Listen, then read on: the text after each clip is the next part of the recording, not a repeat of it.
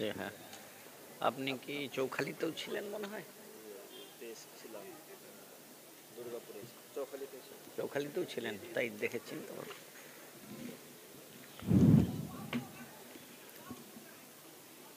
আসসালামু আলাইকুম ওয়া রাহমাতুল্লাহি ওয়া বারাকাতুহু।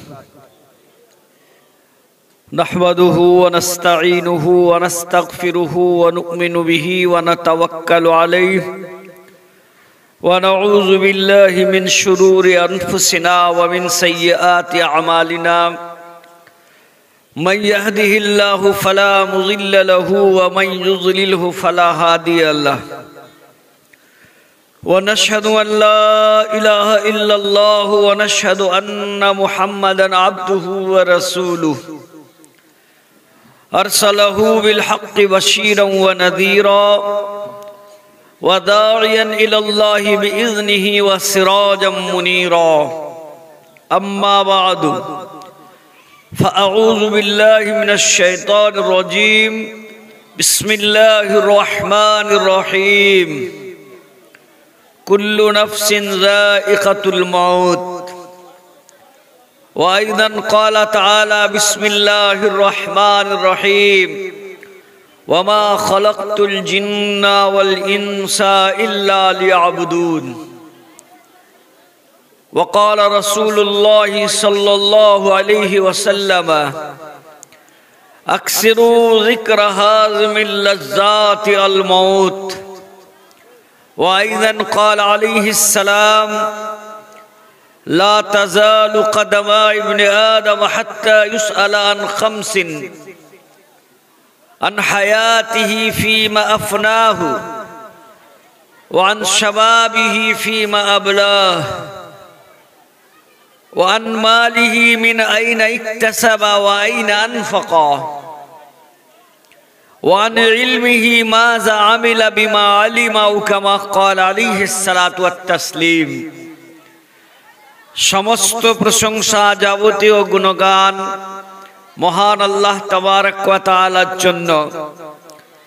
অসংখ্য দরুদ ও সালাম তাজদার মদিনা আহমদ মুজতবা মুহাম্মদ মুস্তাফা সাল্লাল্লাহু আলাইহি ওয়াসাল্লামের প্রতি।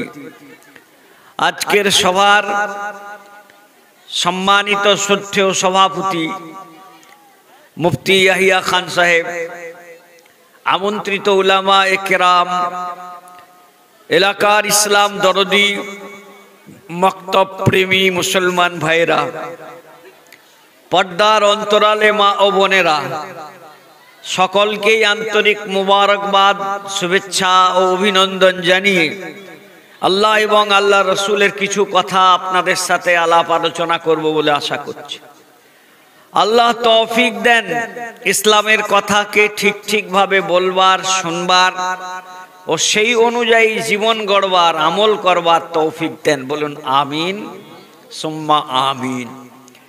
আমার বন্ধুরা, আজকে এখানে সকাল 9টার থেকে নিয়ে সারা দিন ধরে একটি মুনাজ্জাম দিনিয়াত মক্তবের প্রোগ্রাম হয়েছে। আল্লাহর রহমতে হাওড়া জেলা বা সারা পশ্চিম বাংলাতে এই দিনিয়াত মুনাজ্জাম মক্তব, মক্তব মানে পাঠশালা, মক্তব মানে বুনিয়াদি পাঠশালা, প্রাথমিক প্রি প্রাইমারি বিদ্যালয়। আমাদের বর্তমান শিক্ষা ব্যবস্থাতে primary, upper primary, boards, pre primary, secondary, higher secondary বা গ্র্যাজুয়েশন লেভেল, সমস্ত জায়গাতে প্রাইমারি বিদ্যালয় থেকে নিয়ে বিশ্ববিদ্যালয় পর্যন্ত সব জায়গাতে আধুনিক শিক্ষা, আধুনিকতার নামে ইসলাম বিরোধী আকীদা, ইসলাম বিধ্বংসী ব্যবস্থাপনা শেখাবার মতো কিছু ব্যবস্থা রয়েছে ওখানে। আমরা জাতিতে মুসলমান, আমরা ধর্মে মুসলমান, আমরা আল্লাহকে বিশ্বাস করি, আমরা আল্লাহর বান্দা এবং তার নবীর উম্মত। আমরা বিশ্বাস করি আমাদের ইহকাল এবং পরকাল, দুনিয়া এবং আখিরাতের কামিয়াবি, সাফল্য লুকিয়ে আছে কোরআন এবং হাদিস অনুযায়ী নিজের জীবনকে পরিচালনা করার মধ্যে। যে মুসলমান আল্লাহ এবং তার রাসূলের হুকুম আহকামকে উপেক্ষা করে, অবহেলা করে, উপহাস করে, তুচ্ছভাবে ইম্পর্টেন্স দেয় না, গুরুত্ব দেয় না, আল্লাহ বলেছেন আমি করতেও পারি নাও পারি, নবীজি বলেছেন আমি করলেও হবে না করলেও হবে। মুর্শিদাবাদ জেলার একজন মুসলমান, বেলডাঙ্গা এলাকায় বাড়ি, তিনি একজন টিচার ছিলেন সায়েন্সের। তিনি তার ছেলেটাকে শখ হলো সরকারি মাদ্রাসায় পড়াবো। তো সরকারি মাদ্রাসায় সে আলিম পাস, মাধ্যমিক পাস করলো, ফাজিল পাস, উচ্চ মাধ্যমিক পাস হলো, কামিল পাস, গ্র্যাজুয়েশন হলো, মুমতাজুল মুহাদ্দিস এমএম পাস, মাস্টার ডিগ্রি করার জন্য সে আলিয়া মাদ্রাসায় ভর্তি হলো।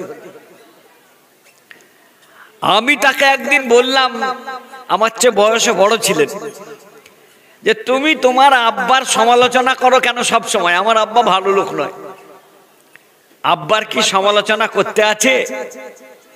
বলল, হুজুর আব্বা মায়ের কথা মানতে হবে, আব্বা মায়ের কথা না মানলে কোন মুসলমানের পক্ষে ইমানদার হওয়া, নেককার হওয়া, পরহেজগার হওয়া, আল্লাহওয়ালা হওয়া, জান্নাতি হওয়া অসম্ভব। হুজুর এটা আমি জানি, কিন্তু আল্লাহ তাবারক ওয়া তাআলার নির্দেশ হচ্ছে যে তোমার আব্বা আম্মা যদি ইসলামের বিরুদ্ধে কোনো কথা বলে, আব্বা আম্মার সেই হুকুমটা মানা যাবে না। সূরা লুকমান, কোরআন শরীফে 114টি সূরা আছে, তার মধ্যে একটি সূরা হলো সূরা লুকমান। হযরতে লুকমান, অনেকে বলে তিনি নবী ছিলেন, অনেকে বলেন যেন আল্লাহর ওলি ছিলেন, কিন্তু পৃথিবীর সেরা জ্ঞানী গুণী মানুষদের মধ্যে একজন ছিলেন। খুব জ্ঞানের কথা, ছোট্ট বাক্য অথচ খুব জ্ঞান গম্য আছে তার মধ্যে। ভাব সম্প্রসারণ করলে অনেক বড় বড় তার মধ্যে ভাবনা লুকিয়ে আছে। ওই জন্য ওনার নাম ছিল লোকমানে হাকিম। হাকিম মানে জ্ঞানী।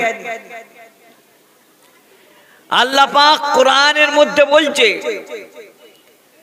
وَإِذْ قَالَ لُقْمَانُ لِابْنِهِ وَهُوَ يَعِظُهُ يَا بُنَيَّ لَا تُشْرِكْ بِاللَّهِ إِنَّ الشِّرْكَ لَظُلْمٌ عَظِيمٌ وَإِذْ قَالَ لُقْمَانُ لِابْنِهِ, লুকমান যখন তার পুত্রকে বললেন, وَهُوَ يَعِظُهُ, উপদেশ দিতে যে, বেটাকে উপদেশ দিতে যে বলছেন, ইয়া বুনাইয়া লা তুশরিক বিল্লাহ, হে পুত্র আল্লাহর সঙ্গে কাউকে শিরক করো না,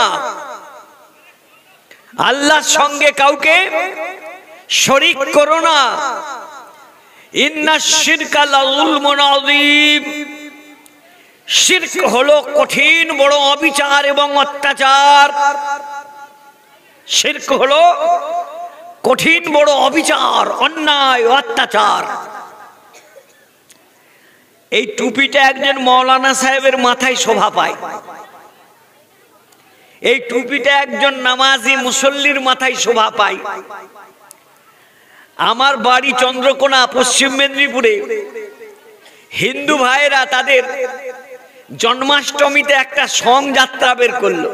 সং সং মানে বিভিন্ন রকম সাজতে পারে তারা। কি করলো, একজনকে একটা মৌলবীর মতো পাঞ্জাবি পরিয়েছে, তার মাথায় টুপি পরিয়েছে, আর তার বউ তাকে ঝেঁটা মেরে মেরে নিয়ে যাচ্ছে, হাতে মদের বোতল আছে। মুসলমান ছেলেরা, যুবকরা, তারা নামাজ পড়ে না, রোজা রাখে না, এমনকি পেচ্ছাপ করে পানিও নেয় না, কিন্তু দিলে আল্লাহর ভালোবাসা আছে, নবীর ভালোবাসা আছে, টুপির প্রতি ভালোবাসা আছে। যেই দেখেছে মৌলবীর মাথায় টুপি দিয়ে, হাতে মদের বোতল দিয়ে একজনকে সাজিয়ে আর হাঁটিয়ে হাঁটিয়ে নিয়ে যাচ্ছে, তার বউ তাকে ঝেঁটা মারছে, ওরা সেই প্যান্ডেলেরই খুঁটি টুটি খুলে নিয়ে দুমদাম পেটাপিটি শুরু করে দিয়েছে। রিক্সাওয়ালা, তারা রিক্সাওয়ালা, ভ্যানওয়ালা, তারাই মারপিট আরম্ভ করেছে। পরের দিন সকালে পুরো বাজারের সং কমিটি, পূজা কমিটি, তারা সমবেত হয়ে বলে, ওরা এলেই মারবো রিক্সাওয়ালাগুলোকে, আমরা আমাদের পুজোয় যা খুশি করব, ওরা কেন আপত্তি করবে, বাধা দেবে? যখন মুসলিম গ্রামগুলোয় খবর গেল যে রিক্সাওয়ালারা রাত্রেবেলা ফাটিয়েছে বাঁশ দিয়ে, কেন? একজন মাতাল সাজিয়েছে টুপিওয়ালা। তো মুসলমান 10টা গ্রামের লোকজন লাঠি সোটা নিয়ে সব বাজারে যে হাজির। মারবি আই, থানার ওসি, পুলিশ ভ্যান নিয়ে, বিডিও সাহেব মুসলিম ছিলেন, তাকে নিয়ে এসে পঞ্চায়েত অফিসে বসা হলো। বসা হওয়ার পরে মীমাংসা হয়ে গেল। সং কমিটি, যার বুদ্ধি থেকে, যার মাথা থেকে বুদ্ধিটা বেরিয়েছিল যে একজন মৌলবী সাজাবো, তাকে আবার মদের বোতলে ধরাবো, মাথায় টুপি পরাবো, তাকে আচ্ছা সাথে থানার বড়বাবু তিরস্কার, মানে অত্যন্ত কঠিন ভাষায় তিরস্কার করলেন, যে তোমার কোমরের দড়ি দিয়ে বেঁধে আমি তুলে নিয়ে চলে যেতাম, এক্ষুনি তোমাকে অ্যারেস্ট করতাম, কিন্তু তোমাকে অ্যারেস্ট করলে তুমি এই শ্রীনগরের মানুষের কাছে হিরো হয়ে যাবে, তোমাকে আমি হিরো হতে দেবো না, কান ধরে উঠবোস করাবো পাবলিকের কাছে। তোমরা পুজো করবে যাও, কে মানা করেছে? ওরা নামাজ পড়বে যাক, ওদেরকে কে মানা করেছে? ওদের মৌলবী ওরা বুঝবে, তোমাদের সাধু কি করলো তোমরা বুঝবে। তো একটা মাতালের মাথায় টুপি দিয়েছিল পরে মুসলিম সমাজ গর্জে উঠেছিল। কেন? টুপির একটা সম্মান আছে, টুপি যাত্রার মাথায় দেওয়া যাবে না, টুপি যাত্রার মাথায় দেওয়া যাবে না। প্রত্যেকটা লেবাসের, নামাজি, মুসল্লি, পরেশগার লোক, তারা টুপি পরবেন। মুসলমান যখন মসজিদে যাচ্ছে তখন টুপি পরছে, যখন সে ফাংশন অর্কেস্ট্রা যাচ্ছে তখন টুপি পরবে না, টুপিওয়ালারাও টুপি পকেটে ভরে নেবে। কেন? টুপির একটা ইজ্জত আছে, আছে না নাই? আছে। রাজা মুকুট পরে দেখেছেন? রাজা, রাজার মাথায় মুকুট থাকে, তাজ, কি বলে? তাজ, ইংরেজিতে বলে ক্রাউন, মুকুট। এই রাজার মুকুটটা রাখা আছে, আর নাপিত দিয়ে যদি মুকুটটি পরে বসে থাকে, রাজা যে 1 লাত মারবে, গাধা, এই মুকুটটা তোর, এটা পরার তোর অধিকার আছে? ওটা রাজার মুকুট, ওটা রাজা পরবে, এরপরে যে যুবরাজ হবে সে পরবে। রাজার মুকুট যদি নাপিতকে, মুচিকে, চর্মকারকে পরিয়ে দেওয়া হয়, মুকুটটার সম্মান হবে না অসম্মান হবে? অসম্মান হবে, অবিচার হবে, অন্যায় হবে। হযরতে লুকমান বলছেন, ইন্না শিরকা লাযুলমুন আযীম, শিরক, আল্লাহর সাথে কাউকে শরীক করা, আল্লাহর সমতুল্য মনে করা। সারা পৃথিবীর নিরঙ্কুশ ক্ষমতার অধিকারী হলেন আল্লাহ। আল্লাহ ছাড়া সারা পৃথিবীর সমস্ত বিজ্ঞানীরা, সমস্ত প্রযুক্তিবিদরা সম্মিলিত হয়ে আজ পর্যন্ত একটা মশা তৈরি করে বলতে পারেন এই মশাটা আমরা তৈরি করেছি। পেরেছে?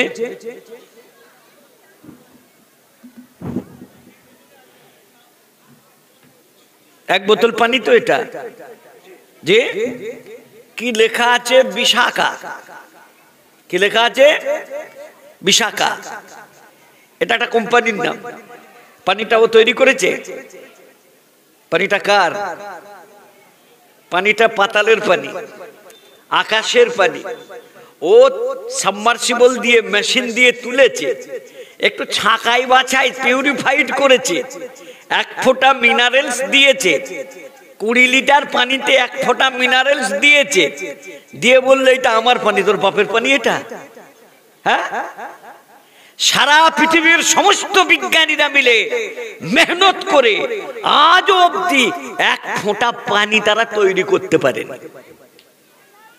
যদি পারত তাহলে সমুদ্রের নোনা পানিকে পিউরিফাইড করে, সংশোধন করে মিষ্টি পানি করে খেত না তারা। যারা মহাকাশে যায়, যারা মহাকাশ গবেষণায় যায়, 6 মাস আকাশে থাকে একটানা, তারা 5000 লিটার পানি নিয়ে যায়। ডেলি তাদের 2000 লিটার পানি লাগে ধরুন। ওই পানি খায়, কাপড় ধয়, পেশাব করে, পায়খানা করে। ওই পানিটা যে রিজার্ভারে জমা হয়, ওপরে যে তারা মহাকাশ স্টেশনে রকেটে আছে, ওই পেশাবখানা পায়খানার পানিটা রিজার্ভারে যে জমা হয়, 18 বার ফিল্টার হয়ে পরিষ্কার হয়ে আবার পানি হয়। 6 মাসে 5000 লিটার পানি কে করে চলবে? ওই পানিটাই রিসাইকেলিং হয়, রিসাইকেলিং হয়। তোমার পৃথিবীর বিজ্ঞান এত উন্নত, তুমি আল্লাহকে ভুলে যাচ্ছ, মানুষকে সর্বশক্তিমান ভাবছো।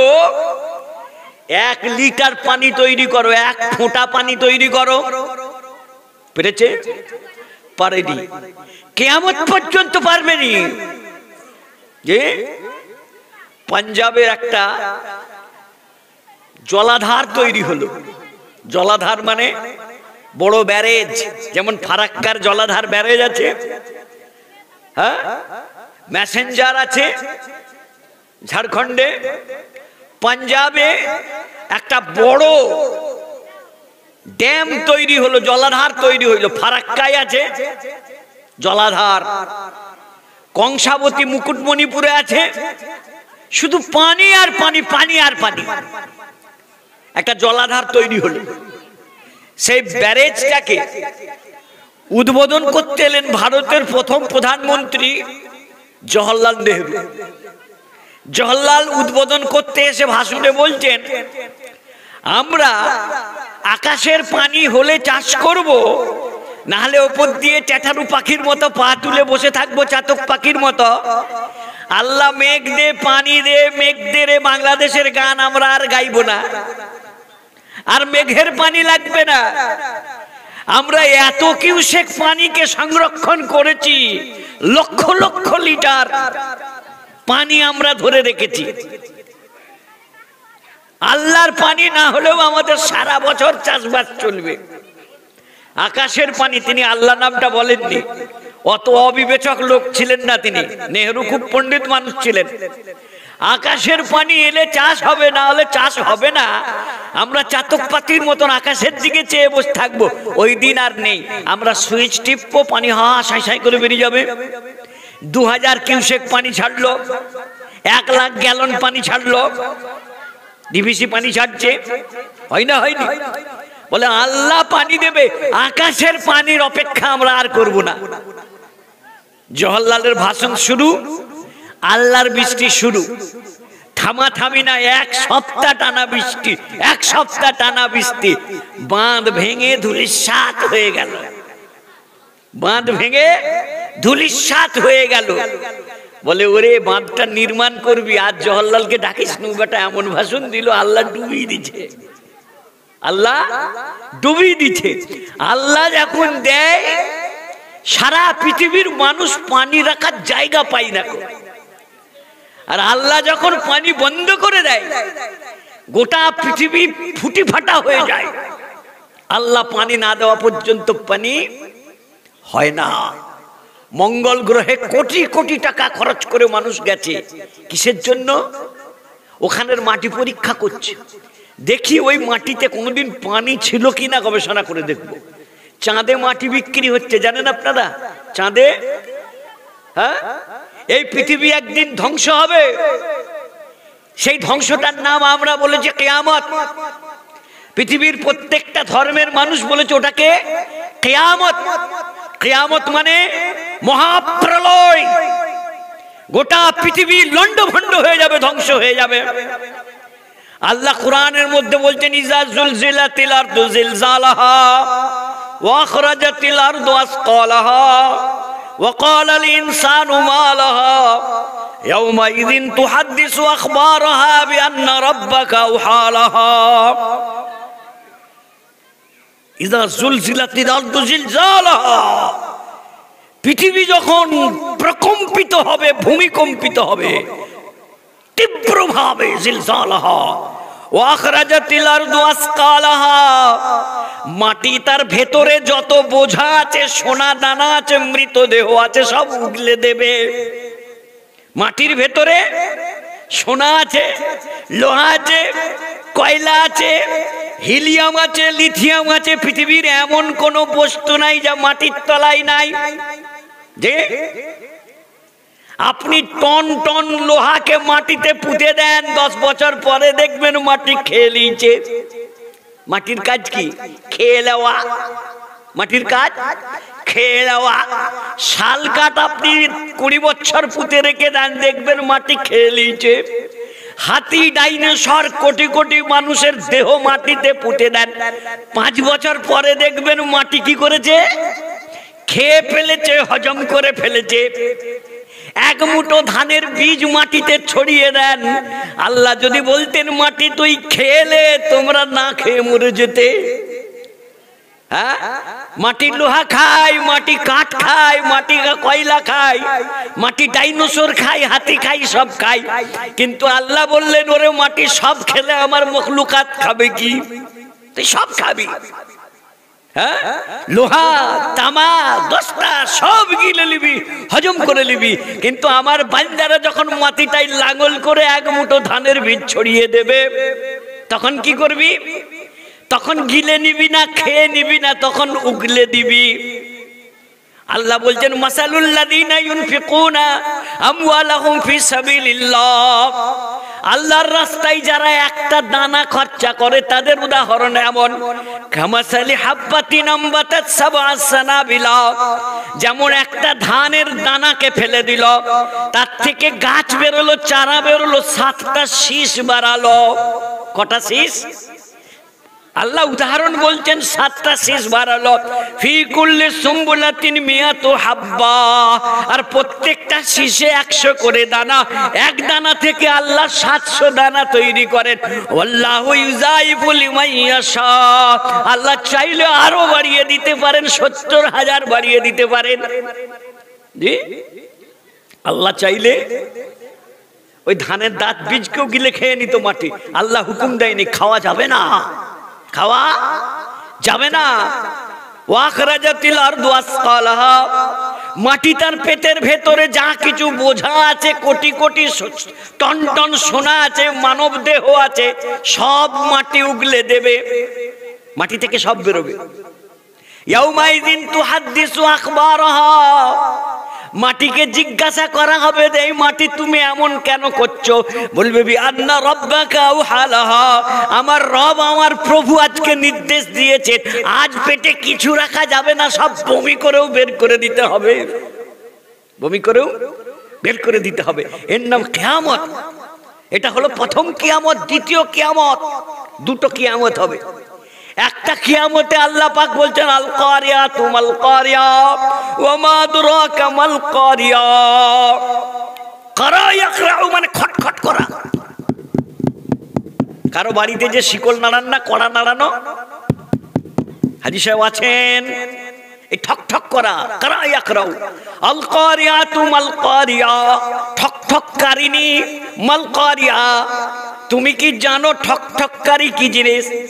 ওমা আদরাকা মাল কারিয়া, हे नबी ये पाठक के कुरान पढ़ने वाला তুমি কি জানো ঠকঠককারী কি জিনিস বিবেকে কষাঘাত করবে করাঘাত করবে বিবেকে নাড়া দেবে কোন জিনিস ইয়াউমা ইয়াকুনুন নাসু কাল ফারাসিল মাবসুস যেদিন মানুষ পতঙ্গের ন্যায় বিক্ষিপ্ত হয়ে উড়ে বেড়াবে বর্ষাকালে এক পশলা বৃষ্টি হলে দেখবেন বাদল পোকাগুলো মাটির থেকে বেরিয়ে পুরো আকাশকে ছয় লাভ করে ঘুরে বেড়ায় কীট পতঙ্গ দেখেন না हाँ उर्दूते बोले परवाना उर्दूते की बोले परवाना मगज को बाग में आने न दो कि नाहक खून परवानों का होगा बोलते मधुमाछी के बागाने बसते दियो ना क्या बोले ताहले नाहक खून परवानों का होगा এই परवाना माने कीट पतंगদের অন্যায় ভাবে খুন করা হবে বলছে কি করে বলছে মৌমাছি যদি মৌচাক করে বাগানে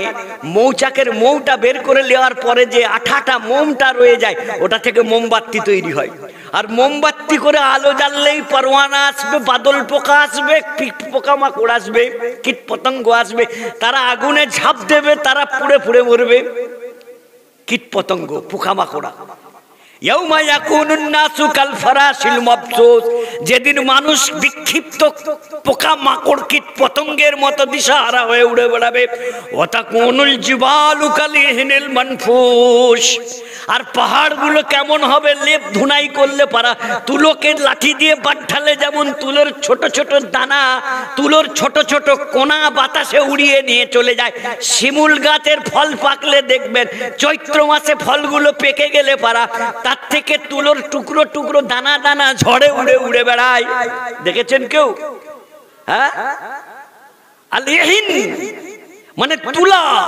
আল মানফুস মানে ধুনাই করা লেপ ধুনাই হলে আগে দেখেছেন হ্যাঁ ধুনি তো তুলার মতো তুলো ধুনাই করলে পারা যেমন তার টুকরো গুলো উড়ে বেড়ায় ওটা কোনুল জিবাল পাহাড়গুলো ধুলো তুলোর মতো ঘুরে তুলোর মতো ঘুরে বেড়াবে পাহাড়গুলো টুকরো টুকরো হয়ে যাবে পৃথিবী এমন ভূমিকম্প দিয়ে আল্লাহ ধ্বংস করবেন ভয়াবহ জিনিস বলবে মৌলানা সাহেব এত সুন্দর পৃথিবী বুর্জে খলিফা 136 তলা 150 তলা দাঁড়িয়ে আছে হ্যাঁ অটোমেটিক সে দোলে অটোমেটিক 6 ফুট এদিক ওদিক দোলে এমন প্রযুক্তি দেওয়া আছে সে পড়বে না নড়বে না বজ্রাঘাত এলে সে ধরে নেবে এমন প্রযুক্তি দেওয়া আছে হুজুর এত পৃথিবীর অট্টালিকা এত সুন্দর লৌহ বাসর এত সুন্দর বাগানো পৃথিবী সাজানো পৃথিবী এই পৃথিবীটা একদিন ধুলিকণার মতো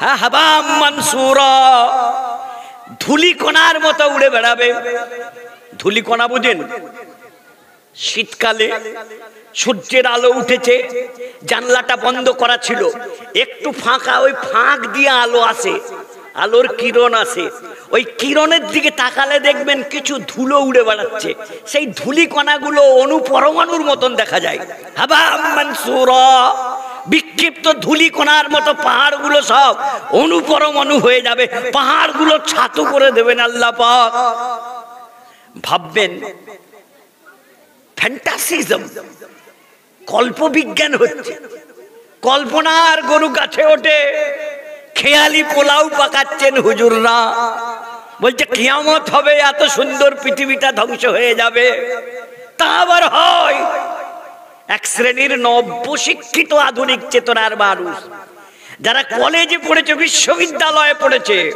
যারা দুদিন বিশ্ববিদ্যালয়ে যে ইংরেজিতে পড়েছে অনেক কিছু পড়ার পরে বলছেন দেয়ার ইজ নো গড খোদা বলে কিছু নাই হ্যাঁ আমরা মঙ্গল গ্রহে গেছি খোদাকে দেখতে পাইনি আপনাদের মনে আছে হ্যাঁ নমরুদ ইব্রাহিম নবী আলাইহিস সালাতু ওয়াস সালামের জামানার যে জালিম বাদশা ছিল তার নাম ছিল নমরুদ আর তার একজন ভালো রাজমিস্ত্রি আর্কিটেকচার সিভিল ইঞ্জিনিয়ার ছিল তার নাম ছিল হামান হামান মানে হচ্ছে কামার হামান মানে কামার তার পূর্বপুরুষরা কামার ছিল কুমোর কুমোর কামার বলা ভুল হলো সরি কামার মানে যারা লোহার কাজ করে আর কুমোর মানে যারা মাটির কলসি গড়ে কুমোর পাড়ার গরুর গাড়ি জি সেই কুমোর হামান মানে কুমোর নমরুদ বলছে ইয়া হামান ইবনুলি সারহা,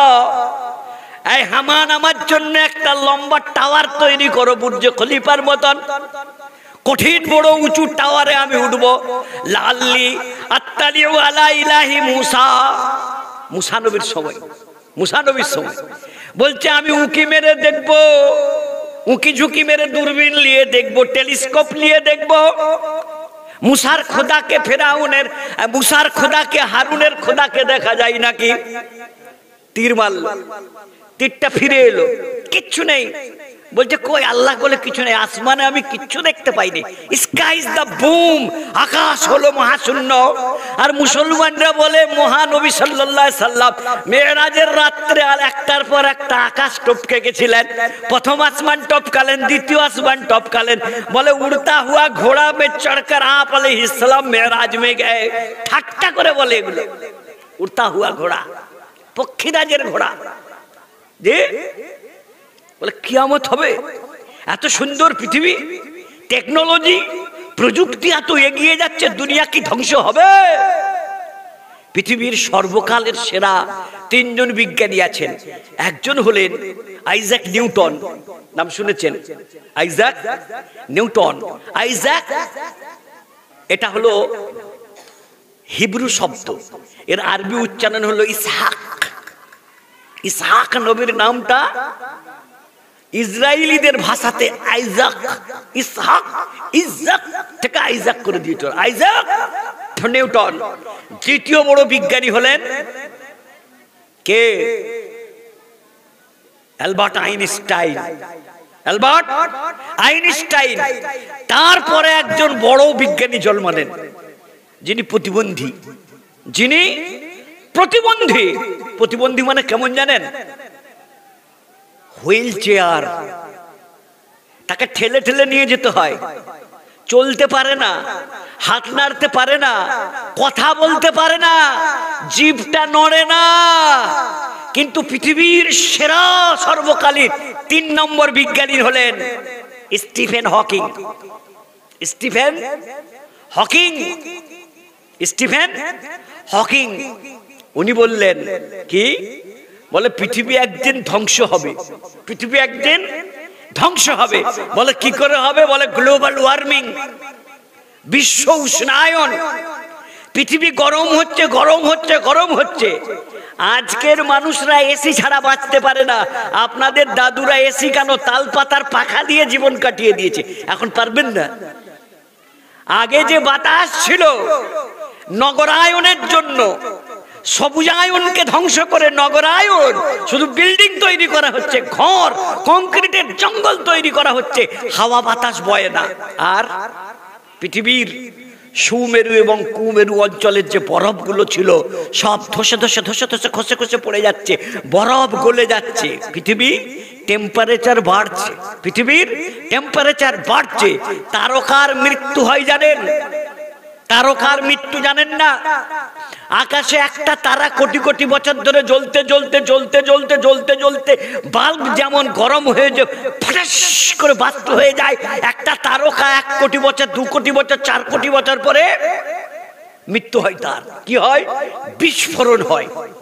কি হয়? বিস্ফোরণ। বিশাল বড় তারকা। তারকা মানে কত বড়? সূর্যের চেয়ে বড়। হ্যাঁ, সূর্যের চেয়ে 13 লক্ষ গুণ বড়, কোটি কোটি গুণ বড়। ওই তারকাগুলো জ্বলতে জ্বলতে জ্বলতে জ্বলতে বাল্ব যেমন জ্বলে জ্বলে 200 ওয়াটের বাল্ব যেমন গরমে হিট হয়ে ফটাস করে দুম ফেটে যায়, পৃথিবী বাষ্প হয়ে যাবে। গ্লোবাল ওয়ার্মিং, হিট হয়ে তাপ হয়ে একদিন, হিট হয়ে তাপ হয়ে একদিন। বলছে 10,000 বছর পরে, 10,000 বছর আগে, লক্ষ কোটি বছর আগে, তাদের থিওরি যেটা আমাদের স্কুলে 5ম শ্রেণী থেকে পড়ানো হয়, কি? গোড়ার কথা। ইতিহাসের বইয়ে পড়ানো হয় গোড়ার কথা। কি কথা? বলে মানুষ আগে জঙ্গলে বাস করত, তারা কাপড় চোপড় পরতে জানতো না, সত্যি কাপড় ছিল না, তখন পরতো না।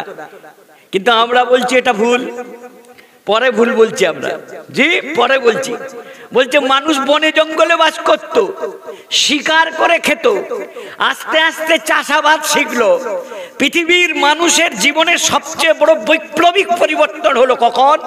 যেদিনে মানুষ চাকার আবিষ্কার করলো। চাকা মানে কি? চাকা মানে একটা গোল কাঠের গুঁড়ি।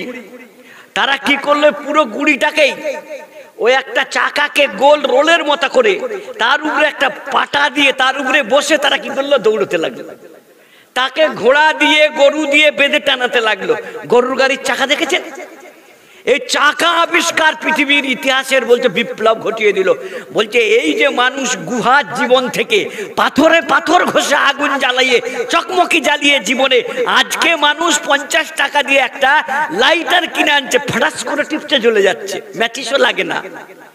এই যে মানুষের ক্রম উন্নতির বিবর্তন হয়ে এসেছে। এক সময় আগে আমাদের বাপ ঠাকুরদাদারা 10,000 বছর আগে, 50,000 বছর আগে গুহায় বাস করত। তারা পাথরে পাথর ঘষে আগুন জ্বালাতো। আমরা ম্যাচিসে আগুন জ্বালাই, আমরা সুইচে আগুন জ্বালাই। তো এটা কত বছরের অভিজ্ঞতা? বলতে মিনিমাম 50,000 বছরের অভিজ্ঞতা। মানুষ একদিনে তো এই কাজটা শিখেনি।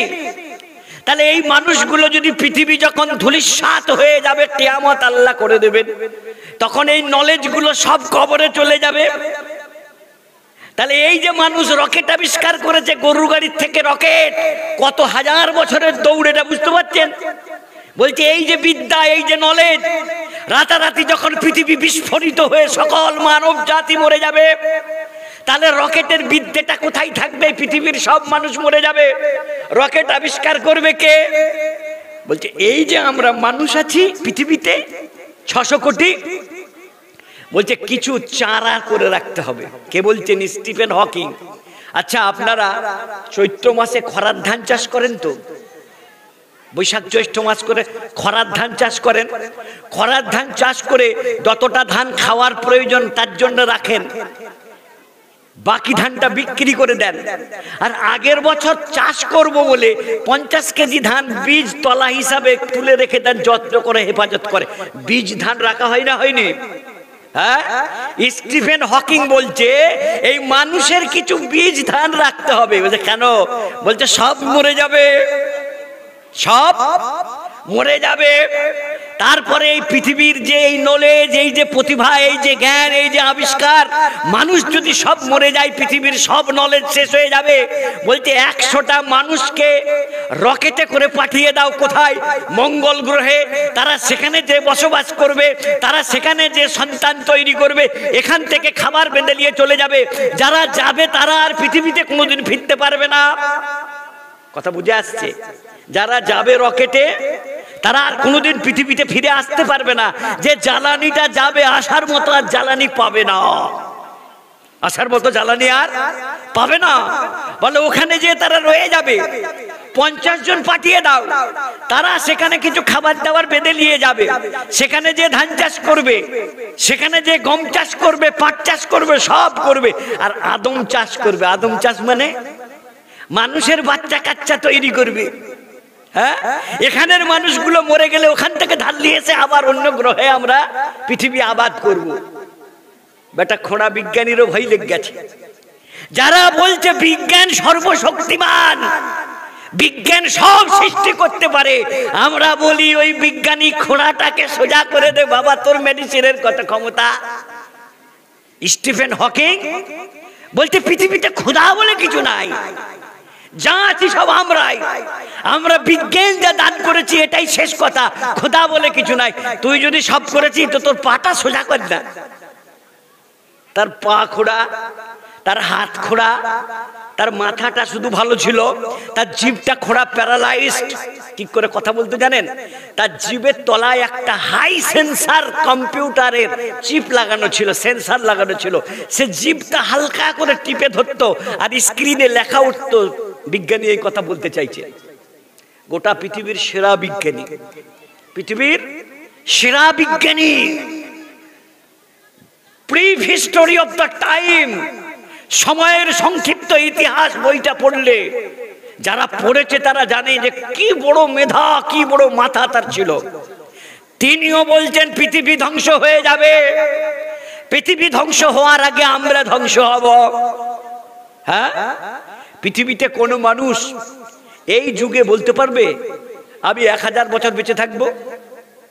একটা লোক একজনের কাছে যে বলল, আমাকে তুমি তোমার নদীর ধারের বাড়িটা ভাড়া দাও। বলে কত বছরের? বলে 500 বছরের। কত বছরের জন্য লিজে নেবে? দাজলা নদীর পাড়ে একটা হাওয়া মহল ছিল, বসে বসে বাতাস খেত, রাজারা আমোদ প্রমোদ করত।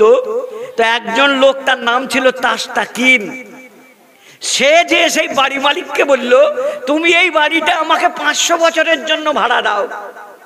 বলো তবে লে, পাগলা তুই 500 বছর বাঁচবি নাকি? তুই লে না, তুই তো আর 50 বছর পরে মরে যাবি, কিন্তু এই বাড়িটা তোকেই লিজে দেবো, আমি বংশানুক্রমে দেবো না। বলছে তুই তাই দে, যতদিন বেঁচে থাকবো আমি তাই ব্যবহার করব। ভাড়া সে লিজে দিয়েছে। একজন আল্লাহর বলি শুনেছেন যে তাস্তাকিন একটা বাড়ি ভাড়া নিয়েছে 500 বছরের জন্য।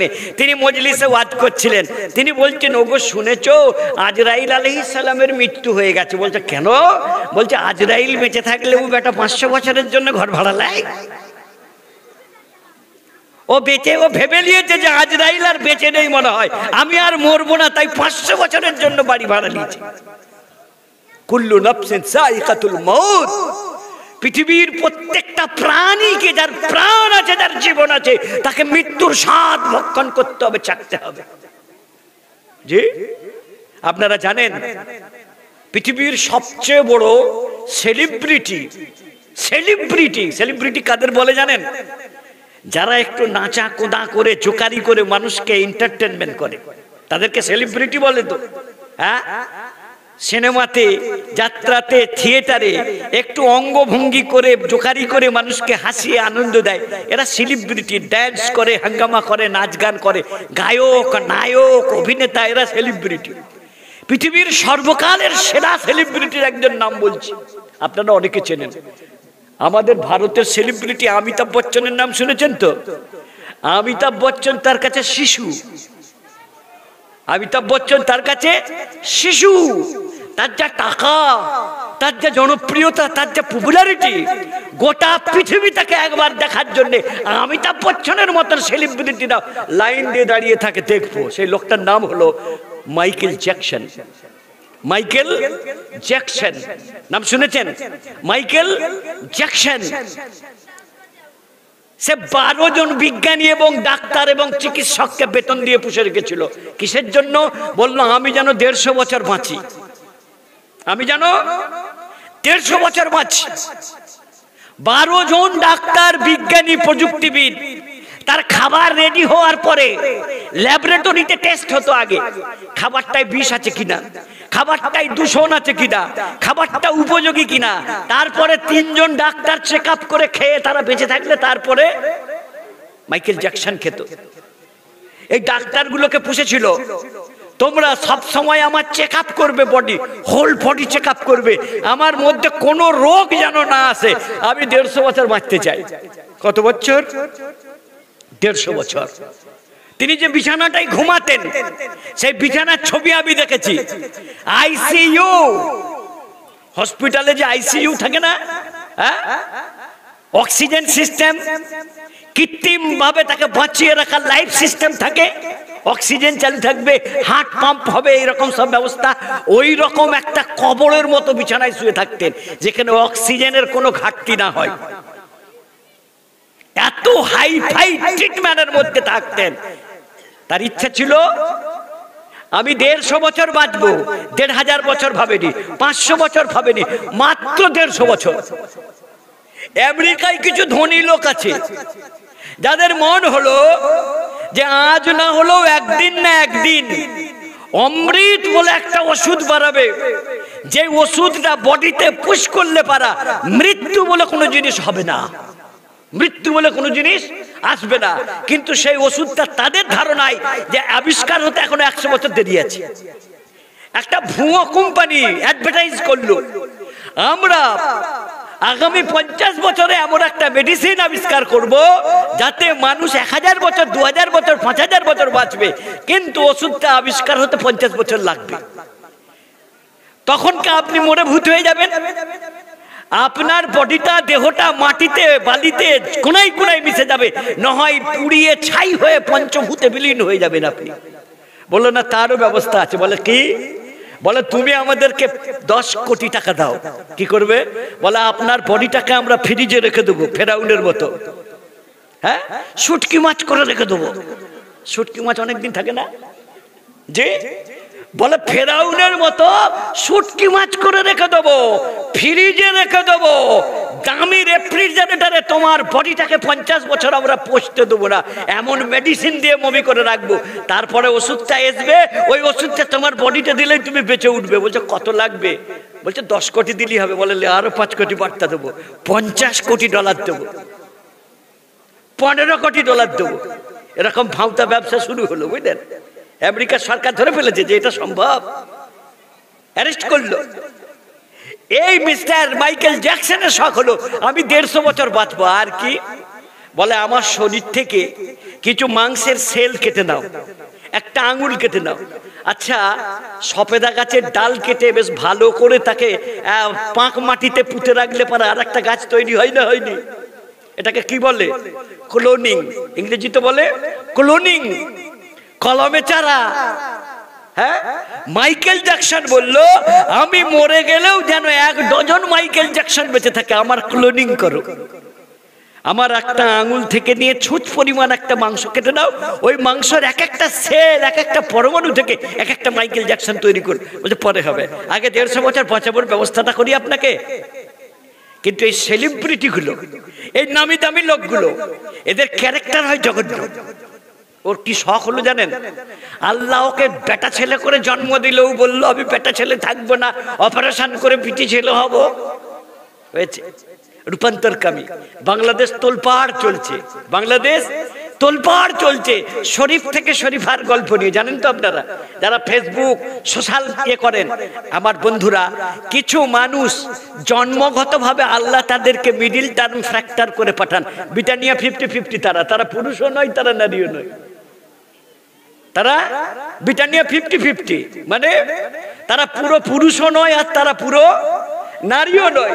এদের ফতোয়া হলো যে এদের শরীরের বিশেষ অঙ্গ, তার মধ্যে যদি পুরুষের লক্ষণ হয় তাকে পুরুষের পোশাক পরাও, পুরুষের মতো জানাজা করাও।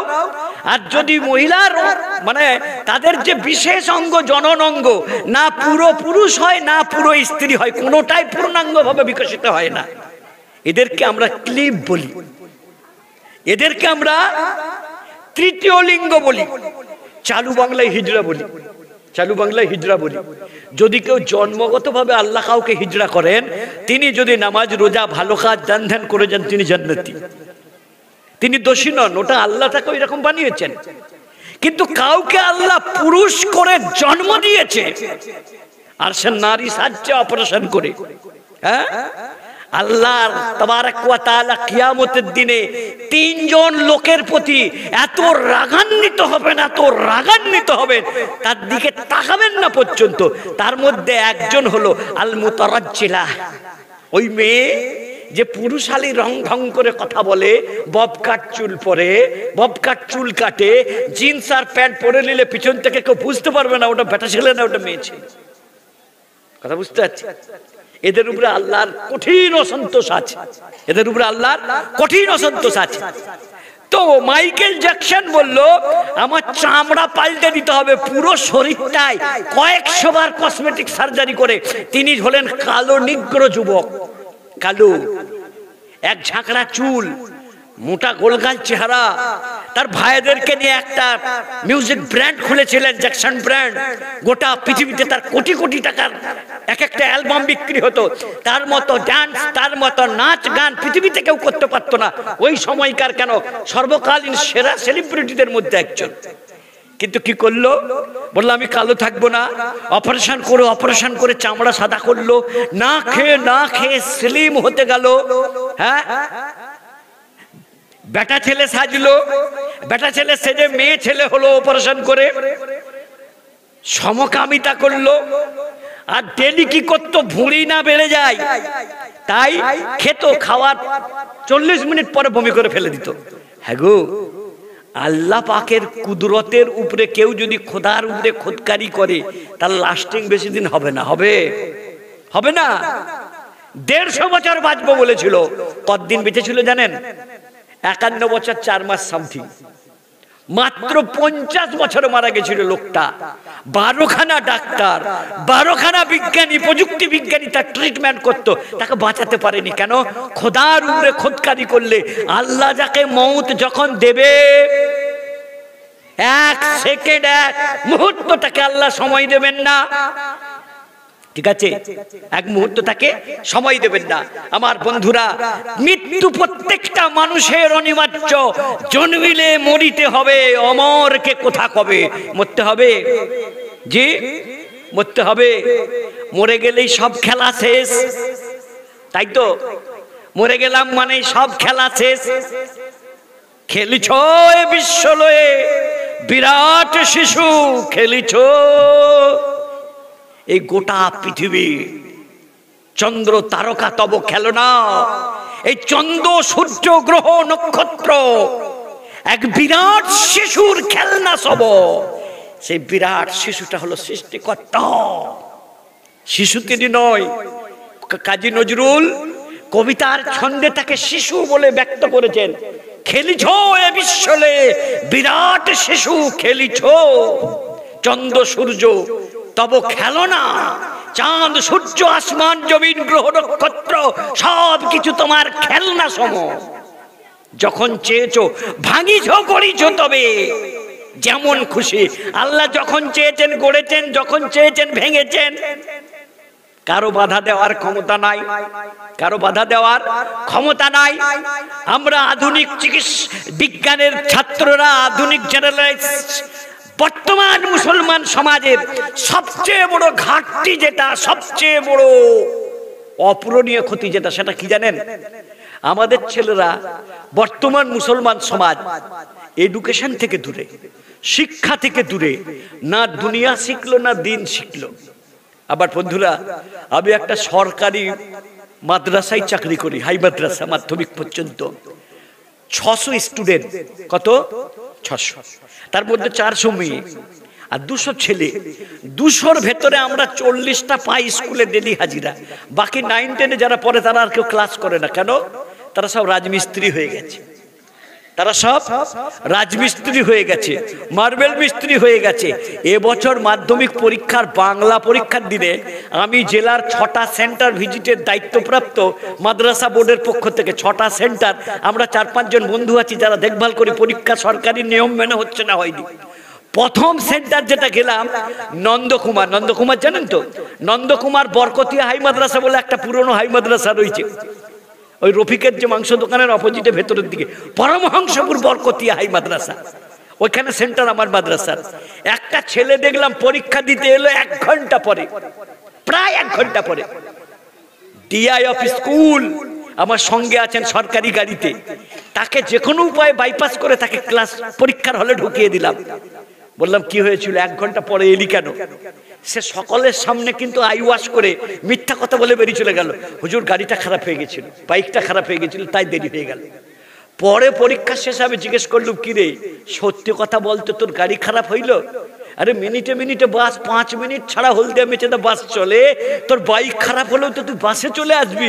1 ঘন্টা লেট করে মাধ্যমিকের প্রথম পত্র বাংলার পরীক্ষা দিতে এইছিস, কি করেছিলিস তুই সত্যি করে বল। যেই আমি হাঁকারি মেরেছি, বদমাস বল কোথায় ছিলি?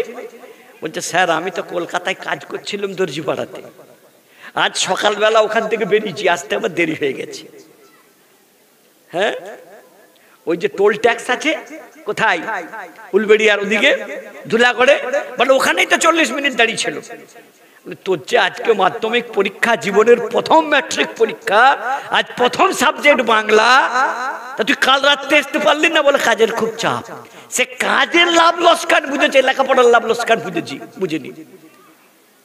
পৃথিবীর একজন সেরা সেরা বিশ্বজয়ী বাহাদুর বাদশার নাম আপনারা জানেন, তার নাম হলো নেপোলিয়ন বোনাপার্ট। নাম শুনেছেন? বিশ্বজয়ী বাদশা, ফ্রান্সের সম্রাট নেপোলিয়ান বোনাপার্ট যখন তিনি রাশিয়া অভিযান করতে যে ব্যর্থ হলেন, তার লক্ষ লক্ষ সৈনিক মরে গেল, তিনি পরাজিত হলেন, তাকে বন্দী করে একটা দ্বীপে রেখে দেওয়া হইল। সেই দ্বীপে বসে বসে তিনি নানা ধরনের বইপত্র পড়লেন, হযরত মুহাম্মদ সাল্লাল্লাহু আলাইহি সাল্লামের জীবনী পড়লেন, কোরআন পড়লেন, হাদিস পড়লেন। শেষ 10 বছর জেলে বসে বসে কলমা পড়লেন, মুসলমান হয়ে বললেন। আর তিনি বললেন, সারা পৃথিবীর যদি সমস্ত রাষ্ট্রগুলির জন্য একটি আইনের বই তৈরি করতে হয়, আমি নেপোলিয়ান বোনাপার্ট দায়িত্ব নিয়ে বলছি, গোটা পৃথিবীর কোন রাষ্ট্রের কোন সংবিধান বই লিখতে হবে না, একটা বই সংবিধান, সেটা হলো আল কোরআন। বল সুবহানাল্লাহ। আল কোরআন সারা পৃথিবীর সমস্ত সমস্যা, জাগতিক সমস্যা, পারিবারিক সমস্যা, বিশ্ব অর্থনীতির সমস্যা, এমন কোন সমস্যা নেই যার সমাধান আল্লাহ পাক কোরআনের মধ্যে দেয়নি। হযরতে আবু হুরায়রা রাদিয়াল্লাহু তাআলা আনহু বলতেন, মান আরাদা বিল ইলমি ফালাইহি বিল কোরআন, যে জ্ঞান লাভ করতে চায় সে যেন কোরআন পড়ে। ফাইন্না ফিহি খাবরুল আউয়ালিন ওয়াল আখিরিন, এতে প্রাগৈতিহাসিক যুগের আদম আর হাওয়ার ঘটনাও পাবে, আর কিয়ামতের আগে ইয়াজুজ মাজুজ আসবে যারা এই লিলিপুটের মতো বাচ্চা বাচ্চা, তাদের কথা পাবে কোরআনের মধ্যে। আপনারা জানেন কোরআনে কটা আয়াত আছে? কে বলতে পারবেন? আজকে কোরআনের উপরে অনেক আলাপ আলোচনা হয়েছে, তাই তো? কোরআনের আয়াত কটা বলুন? 6666। ভুল, ঠিক করে নেবেন। আমি নিজে গুনেছি, আমার হুজুর বলেছেন, আমি গুনেছি 6236। 6236 টি আয়াত আছে। 6666 এটা একটা প্রচলিত ধারণা হয়ে গেছে, 6666 6666, এটা ভুল। 6236টি কোরআনের আয়াত আছে, আর প্রত্যেকটা সূরাতে বিসমিল্লাহ যোগ করতে হবে, বুঝতে পারছেন? আর কটা সূরা আছে? 114টা। তাহলে 6236 এর সঙ্গে 114 যোগ করবেন, প্রত্যেকটা সূরার পাঠ হচ্ছে বিসমিল্লাহির রহমানির রহিম। তবু 6600 হবে না, 6300 সামথিং হবে। বুঝে আসছে? কোরআনের আয়াত 6000-এর অধিক, 6000-এর অধিক তার বাক্য। আয়াত মানে বাক্য, সেন্টেন্স, ভার্সেস কোরআনের 6236 সামথিং প্লাস। কিন্তু জানেন, নামাজ পড়ো, রোজা রাখো, হজ করো, যাকাত দাও, কটি আয়াতে আছে? 6636। নামাজ পড়ো, রোজা রাখো, কুরবানি করো, হজ করো, যাকাত দাও, পাক করো, উজু হও, তায়াম্মুম করো, মশলা মশাইলের আয়াত কটি জানেন আপনারা? উসুলুস শাসি কারা পড়েছেন? মাওলানা সাহেবরা বলুন না। মাত্র 500টি আয়াত হচ্ছে মশলা মশাইল এবং ফতোয়া ফারায়েদের। বাদবাকি গোটা বিশ্ব নিখিল দর্শন আছে। পৃথিবী কি করে আল্লাহ সৃষ্টি করেছেন? পৃথিবীর সৃষ্টিকর্তা আল্লাহ এক। আল্লাহ যদি দুজন হতেন, আল্লাহ বলতেন কুল্লাউ কানা ফীহিমা আলিহাতুন ইল্লাল্লাহু লা ফাসাদাতা। ও নবী, আপনি বলে দেন, এই আসমান এবং জমিনে লাউ কানা ফীহিমা আলিহাতুন ইল্লাল্লাহ, আল্লাহ ছাড়া যদি কোনো প্রভু থাকতো এই আসমান জমিনে, লা ফাসাদাতা, আসমান জমিন লন্ড ভন্ড হয়ে যেত। এক আল্লাহ বলতো আজকে কিয়ামত দেবো, অন্য আল্লাহ বলতো না, তোর কথাই হবে না, আমার কথাই হবে। এক আল্লাহ বলতো আজকে মুজফ্ফরকে মেরে দেবো, ওই আল্লাহ বলতো না, ও আমার পূজা করে, ওকে মারা যাবে না। ছোট আল্লাহ বড় আল্লাহ দুজনে আগে মারামারি করতো, পৃথিবী ধ্বংস হয়ে যেত। নাউজুবিল্লাহি মিন যালিক। হ্যাঁ, একটা জেলায় দুটো বাঘা নেতা হলে কি হয় গো? একটা এমএলএ টিকিট, একটা পঞ্চায়েত টিকিটের জন্য খুনোখুনি হয়, হয় না? হয়নি? সারা পৃথিবীর বিশ্ব ব্রহ্মাণ্ডের মালিক, 7 আসমান 7 জমিনের মালিক আল্লাহ বলছেন, আমি আল্লাহ এক ছাড়া যদি আরো আল্লাহ থাকতো, আসমান জমিন সব লন্ড ভন্ড হয়ে যেত, টুকাটুকি হয়ে যেত। আল্লাহ আল্লাহ মারামারি করতো, কে সামলাতো জানেন আপনারা? হ্যাঁ, জানেন না? তাহলে 500 আয়াত মাত্র নামাজ রোজা হজ যাকাত নিয়ে, বাকি 5,500 আয়াত কিসের নিয়ে? দুনিয়া নিয়ে, অর্থ নিয়ে, আখিরাত নিয়ে, আল্লাহর জাত নিয়ে, আল্লাহর পরিচয় নিয়ে, মানুষকে আখিরাতমুখী করার জন্য। আর আমাদের বিশ্ববিদ্যালয়গুলো সিলেবাস তৈরি করতে মানুষকে যুক্তিবাদের আড়ালে নাস্তিক তৈরি করার জন্য, যুক্তিবাদের আড়ালে নাস্তিক তৈরি করার জন্য।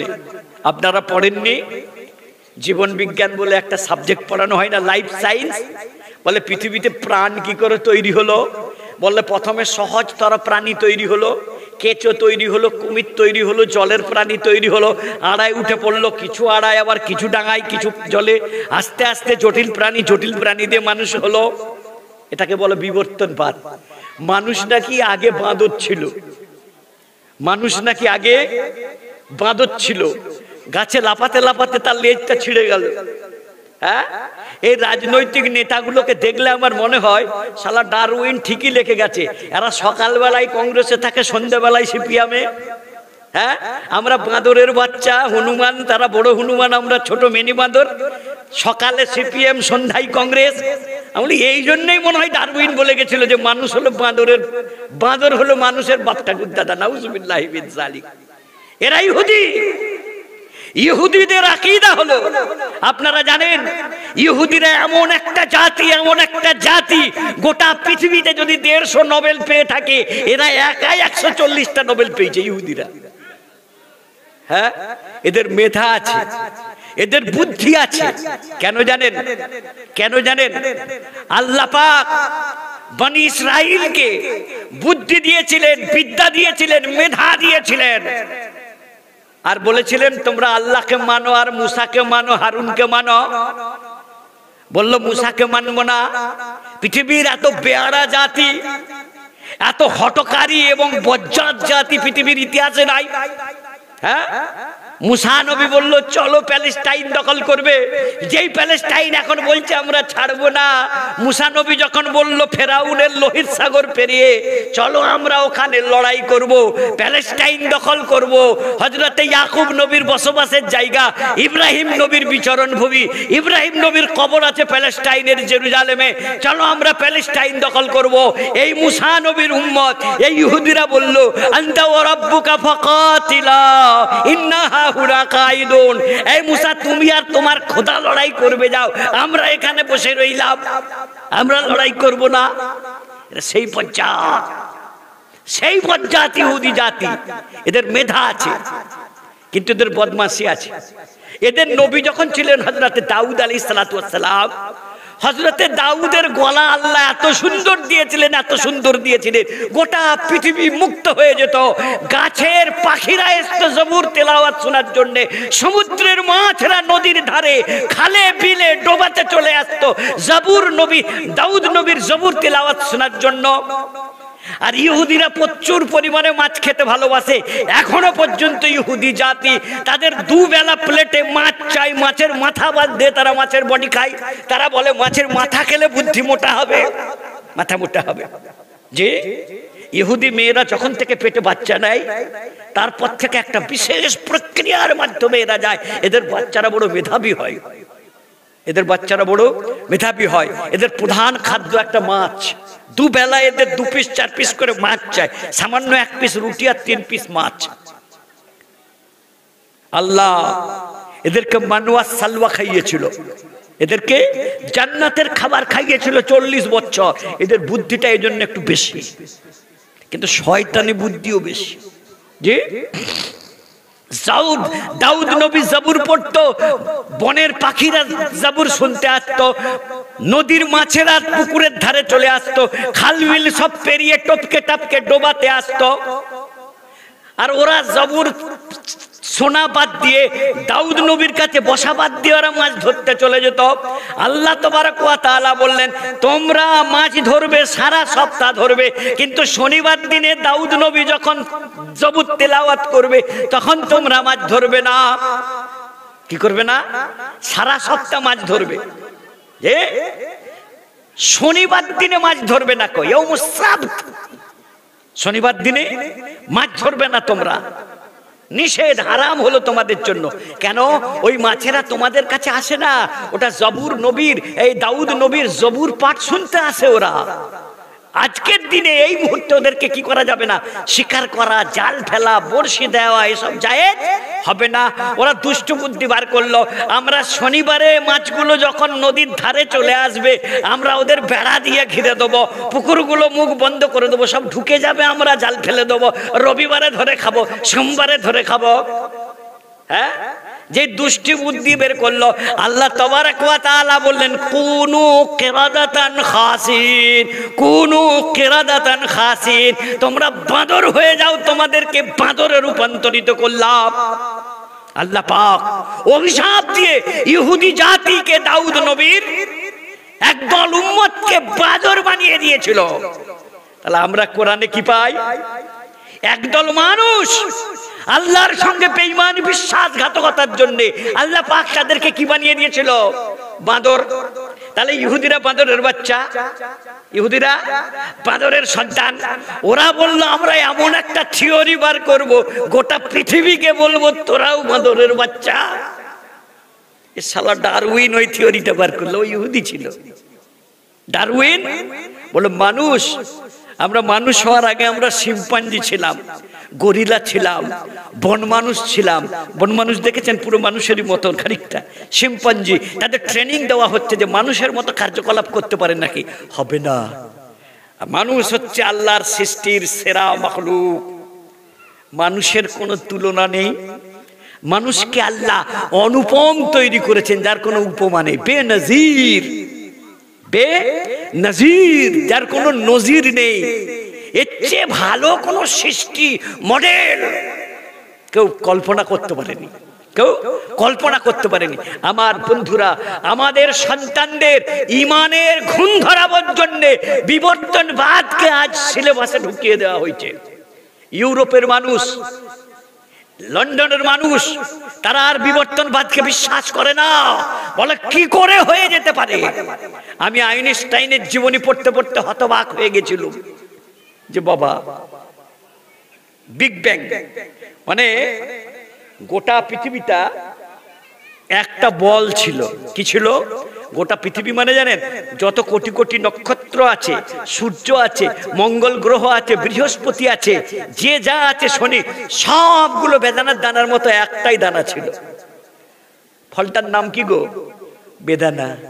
বেদানা মানে, বেদানা মানে, বেদানা মানে জানে না? বলে নাশপাতি। বেগুন মানে কি? বেগুন মানে, আমার মা বলতো বাবা বেগুন আনিস না। বলি কেন মা? বলে ওর গুণ নাই রে, ওই জন্য ওকে বেগুন বলে। আমি বলি মা, গুণে ভরা বেগুন, গুণ আছে বলে ওকে বেগুন বলে। বলে দূর বাবু, ও তো গুণ নাই বলেই তো বেগুন বলে। আমি বলি বেদানা মানে কি দানা নাই? ও তো দানাই ভরা। হ্যাঁ, বেদানাই কি দানা না? আরে বেদানার তো দানা, বেদানা বোঝেন না? হ্যাঁ, কি গো, ডালিম, ডালিম গাছ বোঝেন তো? হ্যাঁ, ডালিম গাছ, ডালিম, বেদানা, ওর তো দানাই ভরা, শুধু ওর নাম বেদানা। মানে কি? দানাই ভরা বেদানা, গুণে ভরা বলে ওর নাম বেগুন। কখনো ভাববেন না ওর গুণ নেই, প্রচুর গুণ, পুষ্টিগুণ প্রচুর রয়েছে। যাই হোক, আমি তো খাদ্য বিজ্ঞান এখন ব্যাখ্যা করছি। দেখো, আমি যেটা বলতে চাইছি, বিজ্ঞানীদের ব্যাখ্যা হলো এই পৃথিবী, আসমান, জমিন, মঙ্গল, শুক্র, সমস্ত গ্রহ, কোটি কোটি তারকা, সব একটা পিণ্ড ছিল। আমার হিন্দু ভাইয়ের একটা শব্দ বলেন, সেই শব্দটার নাম হলো ব্রহ্মাণ্ড, বিশ্ব ব্রহ্মাণ্ড। ব্রহ্মা মানে কে? ব্রহ্মা, বিষ্ণু, মহেশ্বর, তিনজন বড় দেবতা আছেন। ব্রহ্মা হলো সৃষ্টিকর্তা। ব্রহ্মাণ্ড মানে ব্রহ্মার অণ্ড, অণ্ড মানে ডিম। ভগবান ডিম পেড়েছিলেন একটা, নাউজুবিল্লাহি মিন যালিক। ভগবানের ডিমটা দুভাগ হয়ে গেল। বেদানাটাকে আছাড় মারলে সব দানাগুলো ছড়িয়ে যাবে চারিদিকে, যাবে না? যাবে না? বেদানাকে চারিদিক থেকে ছুরি করে এদিক ওদিক ঘুরিয়ে দেবেন, ছালটা কেটে দেবেন, দিয়ে একটা টেবিলে আছাড় মারবেন, দানাগুলো 100 ফুট দূরে, 100 হাত দূরে, 200 হাত দূরে চলে যেতে পারে, 10 ফুট 5 ফুট দূরে যাবে না? যাবে না? বলছে মহাবিস্ফোরণ হলো, গোটা পৃথিবী একটা ডিম্ব ছিল। হলো কি করে? একটা বালিকণা ছিল না প্রথমে, ধরো ওয়াকাদ খালাকতুকা মিন ক্বাবলু ওয়া লাম তাকু শাইয়্যা, তোমাকে যখন সৃষ্টি করেছি তুমি কিছুই ছিলে না, কিছুই ছিলে না। মায়ের পেটে 5 কেজি হাড় ছিল না, 15 কেজি মাংস ছিল না, যে ছিল না। আল্লাহ তোমাকে তৈরি করেছেন, 1 ফোঁটা নামাক পানি, 1 ফোঁটা পানিতে কয়েক কোটি শুক্রাণু ছিল। শুক্রাণুর সাথে ডিম্বাণুকে ফার্টিলাইজ করে আল্লাহ একটা ভ্রূণ তৈরি করেছিলেন। মায়ের পেটে আল্লাহ পাক তৈরি করেছিলেন, যে মায়ের পেটে আল্লাহ পাক তৈরি করেছিলেন। পৃথিবীর ক্ষমতা নেই একটা মানুষ তৈরি করার। যদি মানুষের ক্ষমতা থাকতো তাহলে পৃথিবীতে কেউ নপুংসক হতো না, নিঃসন্তান হতো না। আমার হুজুর কামরুদ্দিন সাহেব বলতেন যে দেখো মুফতি পালনপুরের 11টা বেটা আল্লাহ ওকে দিয়েছে, আমি কি কম চেষ্টা করেছি? আল্লাহ আমাকে একটা ইঁদুর বাচ্চাও দেয়নি। হাসাতেন আমাদেরকে। আমি 82 বছর 85 বছর বয়স পর্যন্ত কেতাব পড়াচ্ছি, ফিটনেস আছে, শরীর নিয়ে ঘুরে বেড়াচ্ছি। আল্লাহ দেয়নি তো কি করে হবে? আল্লাহ না দিলে হবে না, আল্লাহ না দিলে হবে না। আমার বন্ধুরা, আমরা কিছুই ছিলাম না, আমাদের অস্তিত্ব ছিল না। মক্কার কাফেররা, বেঈমানরা, বেদিনরা 1 বান্ডিল হাড় কবরস্থান থেকে কুড়িয়ে নিয়ে এলো। কোথায় মুফতি সাহেব, কোথায় গো? আরে বাবা, 11:30টায় শেষ করার কথা, আমার 13 মিনিট বেশি হয়ে গেছে।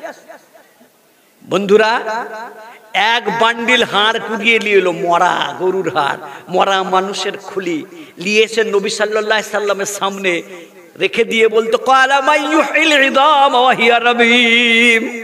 এই মুহাম্মদ সাল্লাল্লাহু আলাইহি ওয়াসাল্লাম, আপনি বলেন মানুষের মরণের পরে জীবন আছে, মানুষ কবরের পরে আবার বেঁচে উঠবে।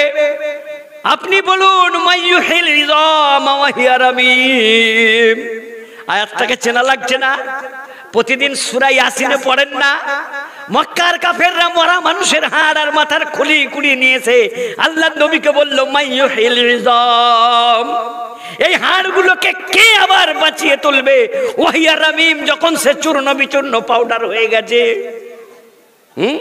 আইদা কুন্না ইযামান ওয়া রুফাতা, আমরা যখন হাড় হয়ে যাব, জাররা জাররা হয়ে যাব। আইদা মুযিকতুম কুল্লা মুমাজ্জাকিন ইন্নাকুম লাফি খালকিন জাদীদ, যখন তোমরা পুরো চূর্ণ বিচূর্ণ হয়ে যাবে, বালির জাররা জাররায় অণু পরমাণুতে মিশে যাবে। ইন্নাকুম লাফি খালকিন জাদীদ, আবার তোমাদেরকে নতুন করে আল্লাহ পাক কবরের পেট থেকে সৃষ্টি করবে। আফতারা আলাল্লাহি কাযিবা, মুহাম্মদ আল্লাহর উপরে মিথ্যা কথা বলছে। এটা কি কখনো সম্ভব হতে পারে? আমরা মরে যাব, গলে যাব, পচে যাব, হাড়গুলো পচে যাবে, আবার কি করে বেঁচে উঠব? আফতারা আলাল্লাহি কাযিবা, আল্লাহর ব্যাপারে মিথ্যা বলছেন মুহাম্মদ সাল্লাল্লাহু আলাইহি সাল্লাম। আমবিহি জিন্নাহ, অথবা ওর মাথা খারাপ হয়ে গেছে, নাউজুবিল্লাহ। আল্লাহ বলছেন না, মুহাম্মদ মিথ্যা কথাও বলে না, মুহাম্মদ পাগল না, মুহাম্মদের মাথা গরম হয় না। ক্বালা মাইয়ুহিল ইযাম ওয়া হিয়া রামীম, বলছে এই হাড়গুলো পচে গেছে, গলে গেছে, পাউডার হয়ে গেছে, এই পাউডারগুলোকে কে আবার জীবন দান করবে? প্রশ্ন করছে নবী সাল্লাল্লাহু আলাইহি সাল্লামকে। কবরস্থান থেকে মরা মানুষের হাড় পাউডার কুড়িয়ে নিয়েছে। আল্লাহ জবাব দিলেন, কুল, এ নবী আপনি বলুন, ইউহয়িহাল্লাযী আনশাহা আউওয়ালা মাররা ওয়া হুয়া বিকুল্লি খালকিন আলীম। কুল, আপনি বলুন, ইউহয়িহাল্লাযী আনশাহা আউওয়ালা মাররা, যে আল্লাহ এই হাড়গুলোকে প্রথমবার জীবিত করেছিলেন, সেই আল্লাহ দ্বিতীয়বার জীবিত করবেন। বলুন, যে লোকটা জীবনে কোনোদিন ধান কাটেনি, তার ধান কাটা কষ্ট। যে লোকটা জীবনে কোনোদিন চকলেট বোমা ফাটাইনি, তার ভয় লাগবে, লাগবে না? লাগবে না? আর যে টেলি বোমা মারে, হ্যাঁ, শওকতকে ভয় লাগবে? শওকত মানে বুঝতে পারছেন? হ্যাঁ, দিদি বলে, এই শওকত, তোরা তো শুধু বোম মারামারি করিস। যাই হোক, আমি উদাহরণ হিসাবে বলে ফেললাম। আবার বন্ধুরা, যারা ডেলি বোম বাঁধে, ডেলি বোম ফাটায়, তাদেরকে বোম ফাটাতে ভয় লাগবে? লাগবে না? আল্লাহ বলতেন, এই বান্দা, তোকে সৃষ্টি করার পরে হাড়গুলো পচে গেছে, তুই জিজ্ঞাসা করছিস এই হাড়কে আবার কে চিন্তা করবে? আগে বল, এই হাড়কে প্রথম কে জীবন দান করেছিল? হ্যাঁ, যে আল্লাহ প্রথমবার জিন্দা করে সেই আল্লাহ দ্বিতীয়বার জিন্দা করতে পারবে, বলুন সুবহানাল্লাহ। পারবে না? পারবে না? সম্ভব। ওয়াকাদ খালাকতুকা মিন ক্বাবলু ওয়া লাম তাকু শাইআ, তোমাকে এর পূর্বে যখন মাতৃগর্ভে জঠরে তোমাকে জন্ম দিয়েছিলাম তখন তুমি কিছুই ছিলে না, কিছুই ছিলে না। তোমাকে খালি চোখে দেখা যেত না, মাইক্রোস্কোপ দিয়ে দেখা যেত একটা সরু পোকার মতো তুমি ঘুরে বেড়াচ্ছিলে। তাকে তোমার মাতৃ জঠরে, মায়ের উদরে, মায়ের জঠরে, মায়ের রেহেমে, মায়ের গর্ভাশয়ে, মায়ের ইউটেরাসে তাকে প্রতিস্থাপিত করেছে। তাকে 40 দিন ওই অবস্থায় রেখেছি, 40 দিন তাকে জমাট বাঁধা রক্ত অবস্থায় রেখেছি, 40 দিন পরে তাকে একটা মাংসের পিণ্ডে পরিণত করেছি, 40 দিন পরে তাকে আমি হাড় দিয়েছি, তার 40 দিন পরে আমি তাকে জীবন দান করেছি, তার হার্টকে চালু করেছি, কার্ডিয়াক অ্যাক্টিভিটি চালু করেছি। বল সুবহানাল্লাহ। আল্লাহ নবী সাল্লাল্লাহু আলাইহি সাল্লাম বলছেন, তোমরা জানো না মায়ের পেটে কিভাবে সৃষ্টির বিবর্তন হয়? হ্যাঁ, ভ্রূণ বিশেষজ্ঞ যারা মায়ের পেটে 24 ঘন্টা 10 মাস ইউএসডি মেশিনের ক্যামেরাটা লাগিয়ে রেখেছিল, রাত দিন ক্যামেরা হচ্ছে। একটা ছেলে কি করে বড় হয়, কি করে বড় হয়? দেখতে দেখতে দেখলো ঠিক 40 দিনেই তার বিবর্তন হচ্ছে। 40 দিন নাপাক পানিটা সাদা থাকলো, 40 দিন লাল হলো, 40 দিন গোশতের টুকরা হলো, আর 40 দিন পরে তার হাড় তৈরি হলো। তারপরে আল্লাহ পাকের একজন ফেরেশতা এলো মায়ের গর্ভে, হ্যাঁ, এসে কয়েকটি কথা লিখে দিয়ে চলে গেল মায়ের গর্ভে। জি, মায়ের গর্ভে লিখে দিয়ে গেল। আল্লাহ বললেন, আমি আল্লাহ জানি মায়ের পেটে বেটা আছে না বেটি আছে। ওয়ায়ালামু মা ফিল আরহাম, মাতৃগর্ভে বেটা আছে না বেটি আছে আমি জানি। ডাক্তাররা বললো আমরাও জানি, 500 টাকা দাও আমরাও বলে দেবো। হ্যাঁ, বললুম এ বেটা তুই তো 120 দিন পরে বলবি। কদিন পরে? 120 দিন পরে, 4 মাস পরে তার কার্ডিয়াক অ্যাক্টিভিটিস চালু হবে, হার্টবিট চালু হবে, তার দেহ গঠন হবে, তুই তারপরে বলবি। কই তুই প্রথম মাসে বল দেখি বেটা হচ্ছে না বেটি হচ্ছে। আল্লাহ কোরআনের মধ্যে বলেছেন, ইয়ালামু মা ফিল আরহাম, মায়ের পেটে কি আছে আমি জানি। বেটা বেটি আল্লাহ বলেনি, আমরা ব্যাখ্যা করেছি। আল্লাহ নবী বলছেন, যখন মায়ের পেটে সন্তান থাকে, যখন 3, 4, 12, 120 দিন পেরিয়ে যায়, তখন আল্লাহ পাকের একটা ফেরেশতা আছে, 4টি জিনিস তার নসিবে লিখে দিয়ে যায়, তার কপালে লিখে দিয়ে যায়, শাকিয়ুন আম সাঈদুন। এই ছেলেটা ভালো ছেলে হবে না খারাপ ছেলে হবে, ভবিষ্যতে দাউদ ইব্রাহিম হবে না খাজা মঈনুদ্দিন চিশতি হবে। তুই বেটা বল দেখি ইউএসজি রিপোর্ট করে, এই ছেলেটা ভবিষ্যতে দাউদ ইব্রাহিমের মতন শয়তান হবে নাকি খাজা মঈনুদ্দিন চিশতির মতন আল্লাহওয়ালা হবে। তুই বল দেখি খোড়া হবে না কানা হবে। পারবি বলতে? তুই বলতে পারবি সাদা হবে না কালো হবে? ছেলেটা বদমেজাজ হবে না নম্র ব্যবহার করা হবে? তোর ডাক্তার কেন, ডাক্তারের বাপও পারবে না। তোর এমন কোন মেশিন নাই বলতে পারবে শাকিয়ুন আম সাঈদুন, ছেলেটা পকেটমার হবে, জুয়াখোর হবে নাকি তসবিওয়ালা হবে, মক্তবওয়ালা হবে।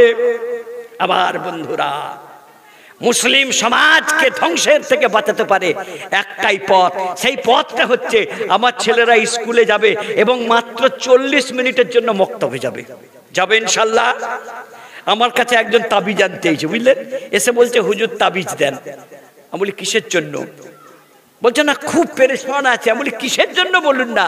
বলছে হুজুর বেটা বৌমা ভাত দেয়নি। আমি বলি এর আগে কজনের কাছে তাবিজ লিয়েছে? বলছে 6 জনের কাছে। আমি বলি কত টাকা লিয়েছে? বলছে 600, 700, 1000। আমি বলি আমি দেবো বাবু, বেশ ওজনদার তাবিজ। বলে কত ওজন? আমি বলি 16 মণ ওজন হবে। 16 মণই তাবিজ দেবো। তুমি 10,000 টাকা দাও, 17 মণ ওজনের তাবিজ দেবো। বলছে হুজুর বউ ভাত দেবে? আমি বলি দিতেও পারে নাও পারে, ভাত দেওয়ার গ্যারান্টি দেওয়া যাবে না। বলছে হুজুর তাহলে তাবিজ পরে? বলি ওরে তোর বেটা বড় হয়ে গেছে, আর তাবিজ বাঁধলে কাজ হবে না। তোর বেটা যখন 6 বছরের বাছুর ছিল, 6 বছরের শিশু ছিল, তখন ওর বুকের ভেতরে একটা তাবিজ পরিয়ে দিত। ওই তাবিজটার নাম হলো ইন্নাল জান্নাতা তাহতা আকদামিল উম্মাহাত, যে মায়ের পায়ের তলায় হলো জান্নাত, আর পিতা হলো খায়রু আবওয়াবি আওসাতিল জিনান। জান্নাতের মধ্যম দরজা। বাপ হলেন আওসাতু আবওয়াবিল জিনান, জান্নাতের উত্তম দরজা, জান্নাতের মিডিল দরজা। এই তাবিজটা শিশু মনে তার মনে গেঁথে দিতে হলো। হ্যাঁ, কিসের কাশি, কিসের মাসি, কিসের বৃন্দাবন, এতদিনে বুঝলু আমি মা বড় ধন। আনন্দবাজার পত্রিকায় লেখা দেখলাম, ছেলে পুরী গেছে জগন্নাথ ঠাকুরকে পুজো দিতে, আর বৃদ্ধ মাকে তালা দিয়ে চাবি দিয়ে চলে গেছে। মা ফ্রিজে খাবার রেখে দিয়েছি, গেটে তালা, বাইরের গ্রিলে তালা। বুড়িটি দৈনিক এসে তারা 6 দিনের জন্য বেড়াতে চলে গেছে, বুঝলেন। বুড়ি প্রতিদিন এসে বারান্দায় গ্রিলে জানলা দিয়ে উঁকি মারে। 4 দিন পরে বুড়ি মরে পড়ে এবারে চিৎপটাং। পাড়ার লোকেরা বলছে ডেলি বুড়ি জানলাই বসতো, আজকে কেন বসে নাই? সারা নেই যে বুড়িমা বেঁচে আছো, সারা নাই, সারা নাই। 1 বার 2 বার 5 বার 10 বারের পরে গ্রামের লোক বলল বুড়ি মনে হয় বিপদ হয়ে গেছে, অসুস্থ হয়ে গেছে, অজ্ঞান হয়ে গেছে। তালা ভেঙে প্রতিবেশীরা ঘরে ঢুকে দেখে বুড়ি চিৎপটাং, মানে ওপারে চলে গেছে। তুমি কাশী গেছো, তুমি পুরী গেছো জগন্নাথকে পুজো দিতে, আর তোমার মা এখানে তালা দিয়ে গেছো। ও ভগবান তোমাকে আশীর্বাদ দেবে না, অভিশাপ দেবে।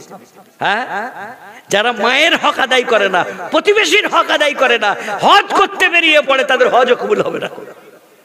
হ্যাঁ, মসজিদে 1 বস্তা মার্বেল দেবো, 1 পেটি মার্বেল দেবো, আর ভাইয়ের একটা বাপের উজুর জন্য গামছা কিনতে বলেছে, বাবা ফজরের সময় উজু করে গামছা লাগবে, একটা আলাদা গামছা কিনে দিস, বাচ্চাদের গামছা ভালো লাগে না, বলে একটা সংসারে কটা গামছা, তুমি ওই গামছায় মুখ ধুবে।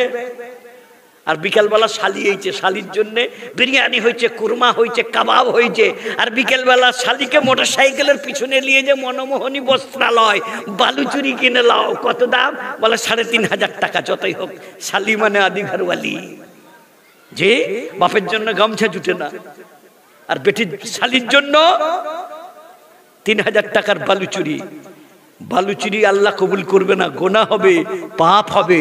যে আমার সময় নেই গো, আমার সময় নেই, 12টা বেজে গেছে, মুফতি সাহেব এসে গেছে। একটা ছোট কথা বলে দেবে, শেষ করে দেবো, বুঝলেন। আমার মুর্শিদাবাদ জেলায় আমি 7 বছর চাকরি করেছি। 5 বছর সরকারি গভর্নমেন্ট চাকরি, 2 বছর পাবলিক চাকরি। এক ডাক্তার ছিলেন, খুব আজব ধরনের ডাক্তার। তাকে ডাক্তারকে বলতুম, ডাক্তার বাবু ওষুধ খেলে ইনশাল্লাহ ঠিক হয়ে যাবো। বলছে ওষুধ যদি খাবেন তো আবার ইনশাল্লাহ বলবেন কেন? বলে দূর বাবু, বলে না না ওষুধ খেলে ভালো হয়ে যাবেন। কিন্তু লোকটা নামাজি ছিল, কেমন যে কেন যে এরকম ফাজলামি কথা বলতো আমি জানি না। একদিন যে দেখতে সেলাইন দিচ্ছে, বলে কি করছেন? বলে আজরাইলের সাথে ফাইটিং হচ্ছে। বলে কেন? বলে আজরাইল বলছে মেরে দেবো, আর আমি বলছি সেলাইন দিয়ে বাঁচিয়ে দেবো, দেখি কে বেঁধেছে। বলি তওবা করো। কিন্তু লোকটা নামাজি ছিল, নামাজও পড়তো, কিন্তু রসিকতা করো এমন এমন কথা বলতাম, বলি তোমাকে তওবা করতে হবে। বলে আমি করে নেবো হুজুর, আমি করে নেবো হুজুর, তওবা করে নেবো, আমি রাত্রে আল্লাহর কাছে কেঁদে নেবো। ফাজিলামি কথা খুব বলতো, ইমান নষ্টকারী কথা বলছো। বলছে হুজুর আমাদের গ্রামে আজকে মারামারি হয়ে গেছে। আমি জানতাম সে বলছে মানে খুব জটিল কেস আছে। বলে হুজুর বাপ আর বেটাই মারামারি লেগেছে। কে কে? বাপ আর বেটাই মারামারি লেগেছে। মারামারি যখন চলছে, বাপ 1 লাত মেরেছে বেটাকে, আর বেটা 1 ঘুষি মেরেছে বাপকে। বেটাও বলছে আমি কি কমজোর নাকি? বেটা 1 ঘুষি দিয়েছে, বাপ আগে 1 লাত দিয়েছে, বেটাও 1 ঘুষি দিয়েছে। ওই সময় ওই বেটার শ্বশুর এসে হাজির, মানে বিআই মশাই। বলছে আল্লাহ কি কুলক্ষণে সময়ে এসে গেলুম রে, আমার জামাই আর জামাইয়ের বাপ দুজনে মারামারি করছে। জামাই আর জামাইয়ের বাপ, আমার বিআই আর আমার জামাই মারামারি করছে। লোকটা যদি আনাড়ি লোক হতো, একটা বাঁশ নিয়ে বিআইয়ের মাথায় বিসমিল্লাহ বলে বসিয়ে দিত। বসাতো না? বসাতো নি? জামাইয়ের পক্ষ লিত না? লিত নি? একটা বাঁশ নিয়ে বিসমিল্লাহ ফটাস করে ফাটিয়ে দিত। হ্যাঁ, বিসমিল্লাহ বলে ফাটাতো, এমনি ফাটাতো না। এর একটা গল্প আছে, অন্যদিনে বলবো, বুঝলেন তো। যদি অবিবেচক মানুষ হতো, তাহলে সে একটা বাঁশ নিয়ে তার বিআইয়ের মাথায় মারতো, জামাইয়ের পক্ষে লড়াই করতো। কিন্তু খুব জ্ঞানী গুণী মানুষ, সে ঝাপটে যে বেটাকে জামাইকে ধরে বলেছে, ছি বাপের গায়ে হাত দেয়, তোমার জ্ঞান গম্য নেই, বিয়ের গায়ে হাত দিচ্ছ, ছে এই কি ছেলে তুমি? ভালো মানুষ? ভালো না? ভালো নয়। জামাইকে যে জড়িয়ে ধরে বলছে ছে বাপের গায়ে হাত দেয়, কেমন ছেলে? তখন ছেলেটা তার শ্বশুর মশাইকে বলছে বাপজি ছাড়েন, শালাকে আজ ফাটিয়ে দেবো, বাপজি ছাড়েন, শালাকে আজ ফাটিয়ে দেবো। বাপজিটাকে শ্বশুর আব্বা, বাপজি ছাড়েন, শালাকে আজ ফাটিয়ে দেবো। শালাটাকে জন্ম দেওয়া আব্বা। বাপজি ছাড়েন, শালাকে আজ ফাটিয়ে দেবো। আমার বন্ধুরা 16 মণ তাবিজ 17 মণ তাবিজ যাই পড়ে নেন, কাজ হবে না। কি হবে? এই বাচ্চা বেলায়, ছেলেবেলায় এদেরকে ইমানের বুনিয়াদি তালিম দিতে হবে, যে কোরআন হাদিস এদের মনে মূল্যবোধ গেঁথে দিতে হবে। কোটি টাকার ফ্ল্যাটে থাকবে, সেই ফ্ল্যাটে তার কুকুরের জায়গা হবে, তবু বাপ মাকে বৃদ্ধাশ্রমে দিয়ে আসবে। যে আমি বহু বৃদ্ধাশ্রমে ঘুরেছি, মেদিনীপুরে, কলকাতায় বৃদ্ধাশ্রমে তাদের রেজিস্টার দেখেছি, কিন্তু আমার সৌভাগ্য 100-র ভেতরে 99টা মুসলমানের নাম পেয়েছি, আমি মুসলমানের নাম পাইনি। কেন? মুসলমান মাতাল হতে পারে, এখনো আল্লাহকে বিশ্বাস করে, আল্লাহকে বিশ্বাস করে। আগামী দিনে এমন খারাপ দিন আসছে, এই স্কুল, এই বিদ্যালয়গুলোতে শেখাচ্ছে হামদো আর হামারা দো, আমরা দুজন আর আমাদের দুজন, আমরা দুজন আর আমাদের দুজন। ওখানে বাবা বলে কেউ নাই, মা বলে কেউ নাই। লালু প্রসাদ যাদব যখন সরকার আইন তৈরি করলো 2টোর বেশি সন্তান নেওয়া যাবে না, লালুর প্রসাদের 10টা বেটা, বুঝলেন? ওকে জিজ্ঞেস করলো, স্যার এই আইনে আপনার কি হবে? বলে, আইন তৈরির আগে আমি 10টা তো নিয়ে নিয়েছি, আমার আর কি হবে, এর পরে তো 2টো নেব।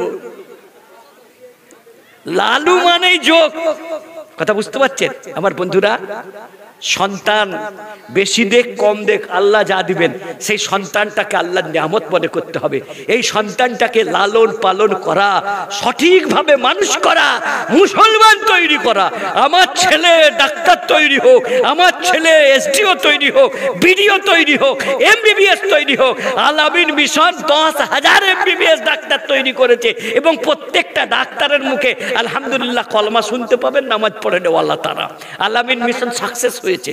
কিন্তু আমাদের জেনারেল স্কুলগুলোতে আমাদের ছেলেরা পড়তে গেলে ওই পরিবেশটা পায় না। যতক্ষণ না আবাসিক ইসলামিক কালচার পায়, তারা ভুল পথে চলে যায়।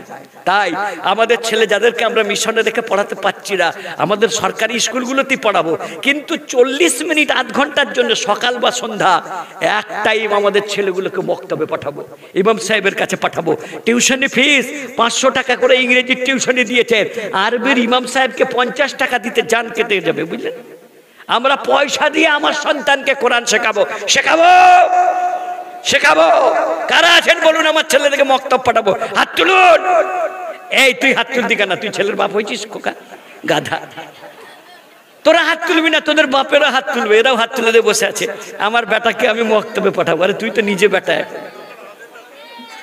আচ্ছা আচ্ছা, ভবিষ্যতে বাপ হলে তোদের বেটাদেরকে মক্তবে পাঠাবি। হ্যাঁ, আল্লাহ কবুল করুন। জি জি জি জি, এরা জানে আমরা বড় হলে বাপ হব। হ্যাঁ, ক্লাস 5-এ যারা উঠেছে, বুঝলেন, আমি ক্লাস 5-এ উঠে দেখছি ব্ল্যাকবোর্ডে লেখা আছে, আমি তোমাকে ভালোবাসি, ভালো লাগে, ভালোবাসি। বলি আল্লাহ রে, কি সর্বশিক্ষা এলো রে, পায়খানার দেওয়ালগুলো শুধু আই লাভ ইউ, শুধু আই লাভ ইউ। হ্যাঁ, এই শিক্ষাটা দিয়েছে। হ্যাঁ, মূল্যবোধ শেখাতে পারেনি, এরা ব্যর্থ। এদের সিলেবাসের ব্যর্থতা এবং ঘাটতি যেটা আছে, ওটা বক্তব্যে শেখানো হয়। ওটা রামকৃষ্ণ মিশনওয়ালারা ভালো মানুষ তৈরি করে, বিবেকানন্দ মিশনে যারা তৈরি হয় তারা ভালো মানুষ তৈরি হয়। কথা বুঝতে পারছেন? তারা আদর্শ নাগরিক তৈরি হয়, তারা মাতাল তৈরি হয় না। আল-আমিন মিশন যেটা করছে, সমাজের খেদমত করছে। যারা পারবেন ছেলেদেরকে মৌলানা মৌলবী হাফেজ করবেন, আর যারা পারবেন না, একটা মৌলানা মৌলবী করবেন, বাকি 3টেকে কি করবেন? ডাক্তার করুন, মাস্টার করুন। আমার ছেলে ডাক্তার হবে, মাস্টার হবে, কিন্তু মুসলমান হবে, কলমা পড়নেওয়ালা হবে, উজুর ফরজ জাননেওয়ালা হবে, গোসল জাননেওয়ালা হবে। ইনশাআল্লাহ করবো তো? ইনশাআল্লাহ। আল্লাহ আপনাদের এই বক্তব্যের মেহনতকে কবুল করেন, বলুন আল্লাহুম্মা আমিন। আল্লাহ সকলকে আমাদের এই বক্তব্যের গুরুত্ব বোঝার তৌফিক দান করুক। এ জাতি ধ্বংস হয়ে যাবে, এ জাতি ধ্বংস হয়ে যাবে, এ জাতি ধ্বংস হয়ে যাবে যদি না তাদের সন্তানদেরকে দ্বীনের তালিম দিয়ে যায়, কলেমা শিখিয়ে যায়, দরুদ শিখিয়ে যায়, নামাজ শিখিয়ে যায়, তেলাওয়াত শিখিয়ে যায়। এ জাতিকে কেউ রক্ষা করতে পারবে না। আমাদের প্রজন্মকে আমরা বাঁচাবো ইনশাআল্লাহ। আমাদের ছেলেরা নাস্তিক হয়ে যেন না মরে, আমাদের ছেলেরা দাঁড়িয়ে পেচ্ছাপ করে মুসলমান হওয়া যেন না মরে, পেচ্ছাপ করে পানি না নিলে যে কত বড় আযাব, কত বড় আযাব, কত বড় শাস্তি, কত বড় অপরাধ, ইনশাআল্লাহ পরে একদিন বোঝাবো আপনাদেরকে। ওয়া আখিরু দাওয়ানা আলহামদুলিল্লাহি রাব্বিল আলামিন। আসসালামু আলাইকুম ওয়া রাহমাতুল্লাহি ওয়া বারাকাতুহু।